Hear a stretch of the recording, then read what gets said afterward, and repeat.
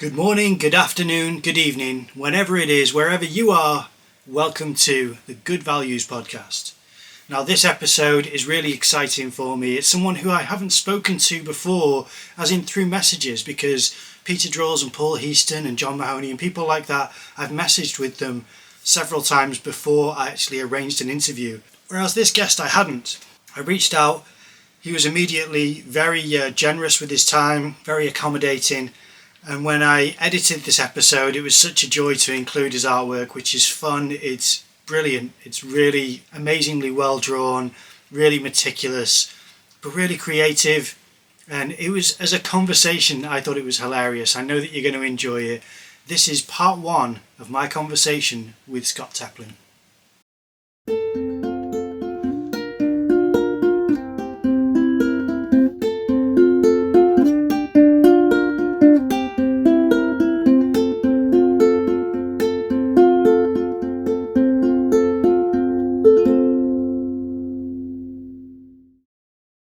Okay, would you mind introducing yourself for the audience, please? Yes, my name is Scott Teplin, and I'm an artist living and working in Brooklyn, New York. I am 50. I bet people don't say their age very often. They don't. And I do all sorts of stuff. I do some commercial and some gallery, and mostly just what I like to do. And it centers around drawing and work on paper and watercolor for the most part. But I do some animation with After Effects as well. That's fantastic. How long have you been working as an artist professionally, would you say? Professionally? Well, I guess as soon as I finished undergraduate in 1995, I moved to New York and I started trying to show with galleries and illustrating professionally. So since 1995. Wow. And have you seen the art scene change quite significantly in that time? Yeah, I think so. Well, when you say art scene, it's so huge and wide. I'm not sure which one you're talking about, like the New York art world or the whole art world or the commercial art world or the whatever. I dabble in all of them.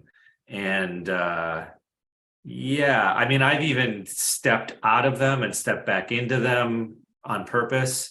And sometimes without my consent, I've been pushed out and pulled back. And yeah, so yeah, I guess it's changed a lot, particularly with, online stuff. I mean, I started really before almost before email was like a common thing. In 1995, when I finished college, most people didn't even have email, or I had an email address, but you had to really work to get one. It wasn't like a utility like it is now. In fact, when I was trying to illustrate, I always thought, oh, I'll finish college and I'll move to New York City because I want to be an artist. And that's also where the publishing is in America. And then I will illustrate to make money, and then I'll show in galleries. That was like what I always wanted to do. And I still kind of do that, more or less. But one crazy thing that, like pre-internet, that I was just talking to a friend about recently was when you wanted reference material, say you had a job from a magazine to do a portrait of Nicolas Cage. You didn't have Nicolas Cage to Google and do an image search. You would subscribe to a company, and you would, I guess, write them a letter or call them and pay them a fee, and they would send you a manila envelope full of cutouts of magazines of pictures of Nicolas Cage, and then you'd have to mail that back to them when you're finished. So I actually started way back then. I mean, I don't feel that old, but geez, that seems like a long time ago. That seems like quite an interesting system, to be honest, to have some kind of not open source, but kind of be given the rights to use certain images, but then to have to mail them back I wouldn't have expected that. I thought that as soon as they'd mail it to you, that became part of a license agreement or something which you'd earned. Well, I wasn't collaging them. I was just using them as a reference to figure out what he looks like, like otherwise I'd have to like get a DVD. Do they have DVDs then? Probably. Or rent a movie and pause it. Yeah, Like that was your other option. yeah. Well, if it was VHS, it would have been a bit more tricky. The pause sometimes had Yeah. a Right. wiggle in it. I mean, I'm 41, so I still remember the old-fashioned technology pretty well. Are you able to talk about, you mentioned being kind of forced out of the art scene at some point. Are you able to talk about that, or is that not something you Oh, no, can? no, no. It wasn't like I exposed myself to children or anything. It was just like, you want to be a part of the party, and you're not welcome into the party. So you're out. You know what I mean? Like it's hard to get in. Sometimes they want you and they pull you in, and sometimes they push you away, and you just get tired of trying to be going to the party and not being a part of the party. And then some, it's like it goes back and forth. I mean, I've had years when I've been super successful, and then years when nothing's happening, and you just get frustrated. I mean, I always remember one of my professors once told us about a successful career. Look at the cover of Art Forum magazine from 20, 30 years ago and see if you recognize who that artist is. You probably don't, because they had a huge year and they were on the cover of Art Forum magazine. And then who the hell are they? Who knows? They're like, that's what the art world does. Mm. Unless you're in like the 0.001% of artists who make a great living at making their work, which is pretty rare. And so that's why I've kind of you're scrappy. You do I have the ability to do some commercial stuff, so I do some of that and actually enjoy it. I like collaborating with people, and I also I have enough in me to like always want to make my own stuff, so I just mix it all up, and sometimes they mash together and sometimes they come apart. That's what happens when you have a long enough career, I think, unless you just totally give up, which I don't think I would ever do. That's reassuring to hear, because your work is fantastic, and it's nice to have someone like you contributing to the illustration scene. It's lovely work. Thank I was you. going to say that I've heard that half of the job can be networking and the other half is creating the work. Is that true in your opinion? Yeah, I think that's very true. I mean, I have an undergraduate degree and then a graduate degree. And one thing that I sort of wish I knew more, I was told and was taught early on, was to don't lose track of your classmates, because even if they're artists now, those are going to be curators, those are going to be writers, those are going to be critics, those are going to be gallerists, those are going to be directors of museums later on, and you have no idea. So yeah, maintain the network. There also wasn't social media networking back then. So it was like, what, you're going to send each other postcards, I guess, of your shows in the mail. I am still friends with a lot of graduate school classmates of mine, and while we don't necessarily use each other for networking, who knows, that's another thing, is I've never, you throughout your career, you see people whose work you don't necessarily respect or like, but they're amazing at networking. I mean, that happens in every business. They're so good at it, and so they have a really successful career, even though you think their work is, they're great at meeting and schmoozing. And I understand I have to do that, but I don't love it as most people do. I mean, they say spend 20% of your studio time business stuff, networking, writing emails, applying for things, maybe 80% in your studio making stuff. And I try to, I'm more like a 15%, 85%, but lately I've been trying to work on that better. And you do see results over time. Well, I mean, what would you say, have you got any thoughts about things that are a good way to get your foot in the door if networking hasn't been, or connections haven't kind of helped in any way? What's been a successful way that you've managed to get your foot in the door? Is it just the quality of the work speaking for itself, or is there anything No. else? No. Never. I don't think that. I mean, I think that's a part of it, but I don't think it's necessarily a pure meritocracy. No one's going to discover you out of nowhere. That's like a movie scenario. That just doesn't happen. I think that, well, people used to like when I moved to New York, each scene has each sort of art scene or whatever has a very specific ecosystem that you get in touch with and you can be a part of or not. Do you want to talk about commercial or fine art? Oh, well, I'd like to cover both. Let's start with commercial, if that's okay. Okay, so I can only speak from my own experience in New York City, but when I moved here, well, first of all, what I did was I asked sort of a mentor of mine when I was in graduate school in Seattle. This is actually, I guess, yeah. So when I was living in Seattle and I was a graduate student in fine art, I wanted to break into the illustration world at the same time so that I could, work out my plan of illustrating for money and then making art. And one way I did that was I got to know an illustrator, like a really well-known illustrator. His name is Tim Gaber. He was super nice. He lived in Seattle. He lived near me. I was introduced to him by a guy who would later become a gallerist who showed my work. So there's a connection right there that I maintained. But this guy, he did like the Foo Fighters album covers, and he did a lot of he's really into heavy metal. I think he did some stuff for Pantera, maybe Metallica. It's definitely Soundgarden. And he told me about this job that was available by, remember Gary Larson, the cartoonist? Yeah. What was it called?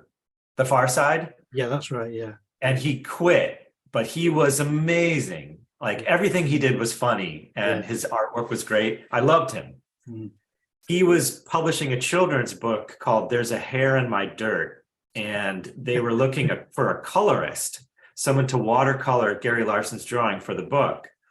And I was pretty good at watercolor. So my friend Tim suggested that I try out for it. And so I did. And I didn't get it, but along the way, I had to figure out how, again, this is pre all the digital tech that we have now.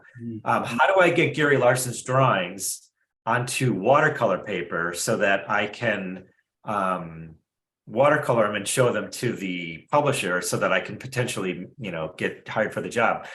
And he introduced me to this cartoonist who lived near me in Seattle. Who knew how to do that. And I'm like, great. So I went over to this cartoonist's house, and it turns out he was one of my favorite cartoonists ever, Jim Woodring. Do you know who that is? I don't know who that is, actually. He is amazing. He's got he's best known for a comic called Frank. I'll have to look it up. Yeah, he's gonna blow your mind. You probably have seen it, you just don't realize it. Okay. He was super nice, and he showed me you got to go to this copy store because they have this specific machine where you can feed this watercolor paper into the machine. It'll electrostatically transfer Gary Larson's drawing onto the watercolor paper, and then it's waterproof and blah blah blah. Why am I telling you this story? What was your initial question? It was about getting your foot in the door. Oh, foot in the door. Yes. Yeah. Right. And so along those same lines, I was also introduced from my professor at the University of Washington, where I was in graduate school, to a guy who went through their program named Ward Sutton. Do you know who Ward Sutton is? He does stuff for the New Yorker. He's also amazing. He does tons of concert posters. I love his style, and he's super funny and he's super smart. And he had moved to New York. So my professor said, contact this guy. He's really nice. So I did. And we hung out in New York, and he introduced me to art directors.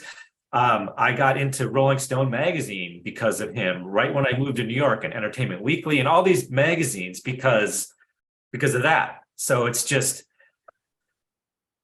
ask your professors, ask this person, and just be cool, be nice, because people won't mind, mentoring you. And then I've done the same with other artists who have been new to the city or whatever. Mm. And then I tend to know, I kind of left illustration stuff for a long time and went to the fine art world. So I know that a little bit better as far as networking in New York.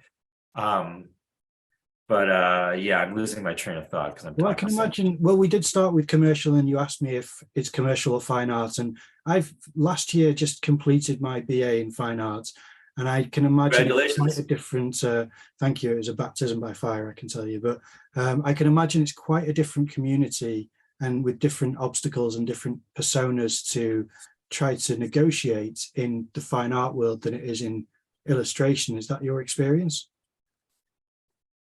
I The reason I say it is the illustration department. I have friends with, I talk to them about their experience, and the experience that I had in the fine art department was dramatically different, like criminally different. So, Okay, so I would say, in my personal experience, yeah, I guess it was different because when I was in school, it was not like it was uncool to be blatantly commercial. There wasn't a Damien Hirst and barely a Jeff Koons at the time, where it was like blast your commercialism all over the place and be proud of it. It was more like it's super secret sauce stuff for the fine art world. And in commercial illustration, it's like it's all about that, and it's supposed to be about that, and that's okay. So yeah, I guess those are completely different ways of looking at it.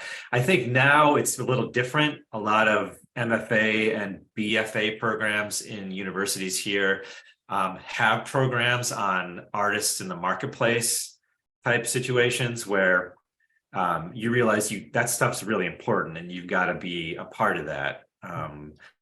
The funny thing is, a lot of professors, not all of them, but a lot of professors at universities are professors in universities in part as a safety to, I mean, a lot of them love teaching and they show commercially, or not commercially, but in art galleries, but they're not as involved as someone who's just hustling and trying to show in commercial galleries alone. So some of them may not be as familiar with, how it is right now. Like in New York, it changes all the time. Like now all the galleries are in Tribeca. Before they were in Chinatown, and then they were in Chelsea, and then before they were in Soho. So, following all that stuff, yeah. if you're not a professor in New York City, which most of them aren't, then it's hard to keep up with that stuff. I'd like to know as well your process for your work. I mean, the work I suppose which I'm thinking of is your watercolor work and your imagined creations, because there's so much understanding of form and function and light and shadow. How is it you, I suppose, initiate a piece that you are composing from your imagination? Is there a sketchbook? Is there thumbnails, or do you go? I would completely disagree with you as far as having an understanding of that stuff. I see most of what I do as do something and then solve problems for like 95% of after what you've already done. Hide Do the you know what I mistake.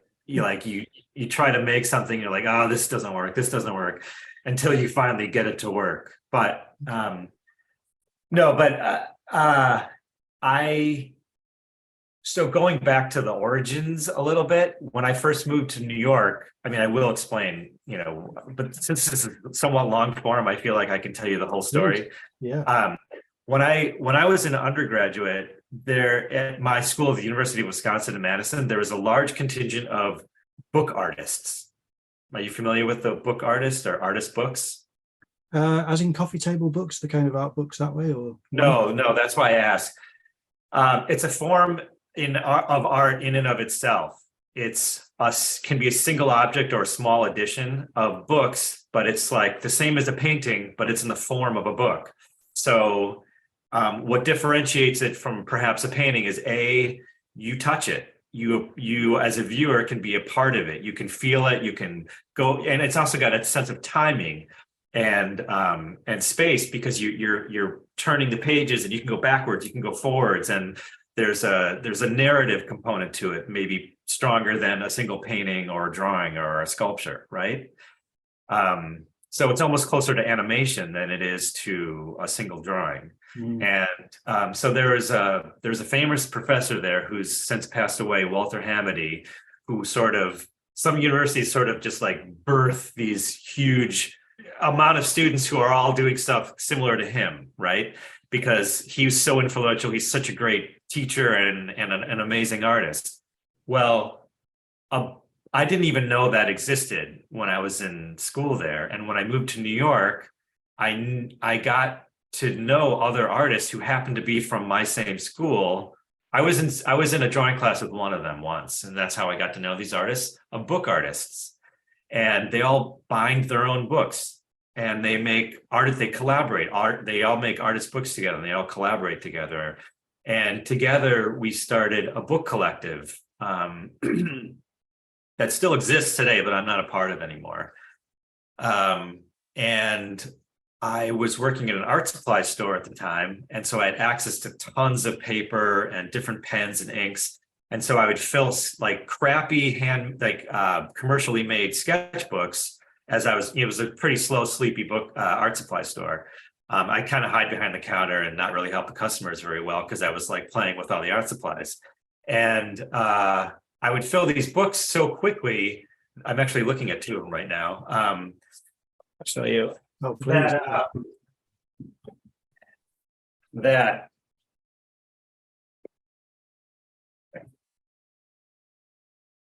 like just these black books, you've got all your punk rock stickers on them, and you've got FX, excellent. Yeah, just not necessarily anything that interesting, but that's cool. Yeah. And eventually these artists were like, why don't you make your own book? And I was like, I don't know how. And so actually I have the very first one they made for me I got it right here. I told them I wanted something really durable, because I'm not, I throw stuff around, and I don't like. One reason I don't use charcoal or pastel is because I'm not very careful with my work, and if I don't want to ruin it too easily. And so he made a book out of, I guess it's this linen cloth. This guy, he's actually an entomologist now. I don't think he makes books anymore. Oh, wow. But just this really nice, I gave him a variety of paper from my art supply store to see what I liked working in. This is all literally done in the art supply store, all these pages right here. Wow. And I just, this is the two World Trade Center. This is from my rooftop living in Manhattan at the time. Oh, wow. And then so eventually I started filling these up so quickly, and a lot of them were a little bit smoky. So they weren't binding them for me as quickly as I wanted them. So I learned to bind myself. So now I've gotten really crazy about my sketchbooks. They're all vegetable tan Nigerian goat skin, tanned in Sheffield, usually England. Really? And I deboss them. This one's a brain, I think you can kind of see. And they're all really durable, and they're all this. I figured out which paper that I like to use the most, and I spend like a year or more in each one. That's incredible. So this one's almost done, and I have another one on deck that I'm ready to. I never want to not have one with me. Anyways, to get back to your original question, I always start in the sketchbook every morning, and every night I'm working in the sketchbook, unless I'm working on a specific job. I'm always sitting on the couch. I travel with them. I actually just started making one just for travel because it's smaller. But yeah, and another reason I make them nice is because it makes me want to hold them. Like it's such a nice object. It smells good. It like it's solid. It's like this really nice, beautiful leather. It's got a patina of age on it, like I like to use somewhat lighter colors so that you can see that it's worn over Yeah. time. And it's like, and it also, I also make them so that they scan completely flat. So when you want to scan images in, it's totally, you get a really good scan and it doesn't wreck the spine of the book. Oh, beautiful. Have you ever So thought yeah, of exhibiting one of those as well? it's always tricky to exhibit a sketchbook. One, because I don't want to sell them. Another is, to page through it is fine. To have an exhibition worth of people at a gallery paging through it can, they're not that strong. I mean, you'll get them dirty and you can put gloves near them and stuff. And I have done that and I will do that.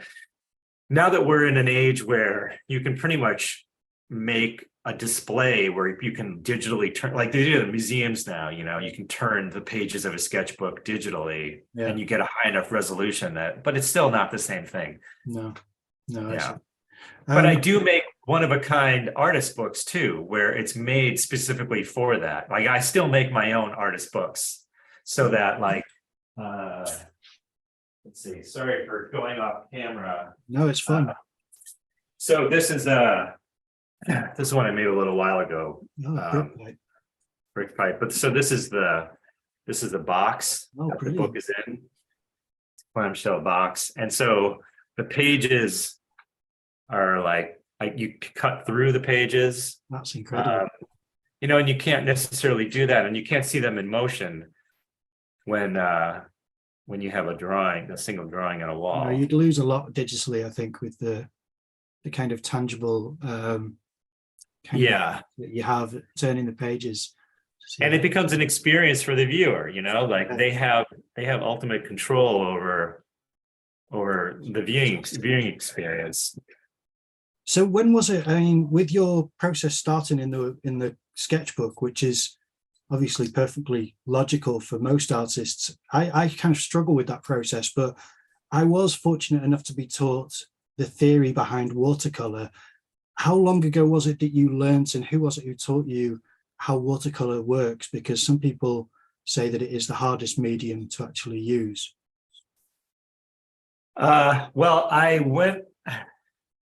It's mostly a process of self-discovery. I mean, I do large, 8-foot wide watercolors sometimes. So, and it's just trial and error and figuring stuff out as you go. But I initially learned it when I was my junior year. I went to Florence for a semester. And I took an intensive watercolor class where we'd go out into the countryside and we had a studio to work in, and I just fell in love with it. And ever since then, in fact, just this summer, I went back to an art supply store from Florence that I got my very first art supplies in. Wow. It was really, really a great, and I got to bring my kids there, and it was a really special experience. And it just makes sense because I use books and I use paper, and I like the slow process of building up color. The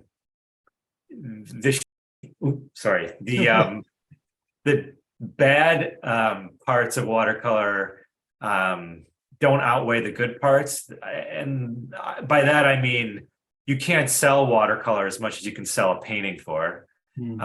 However, it's a lot easier the materials are cheaper. It's easier to store them and make a lot of them. You can make them quicker. They're more portable. And it's also, they're somewhat more fugitive than our oil paints. Even if I use the highest quality pigmented watercolor brands, but you still should never expose watercolor to direct sunlight. It doesn't matter what kind you used, or if there's UV protecting glass over it, it's gonna eventually fade. So that's actually a nice thing about sketchbooks, is they're almost closed all the time, so you don't really need to worry about that. That's interesting. Well, as well, have you developed your own palettes for your work? Is there preferred colors that you try to include, or colors that you really don't find work very well? Has that happened in your process? Yes, but it's funny, it hasn't changed much from that very first class that I took. I tend I like bright, obnoxious colors, and so that's what I use. I never use white and I never use black. I always mix my own blacks because you get a more interesting, tone always, and you have control over it. It can be, it's get really hard to get a really dark, deep color in watercolor. For me, it is, especially because I use usually dry pans. But when I'm doing a huge painting, I have to like squirt it into a little dish and then wet it, and because you need a ton of the same color, right? Yeah. But I like bright, obnoxious colors, and so I use bright, obnoxious colors, and you figure out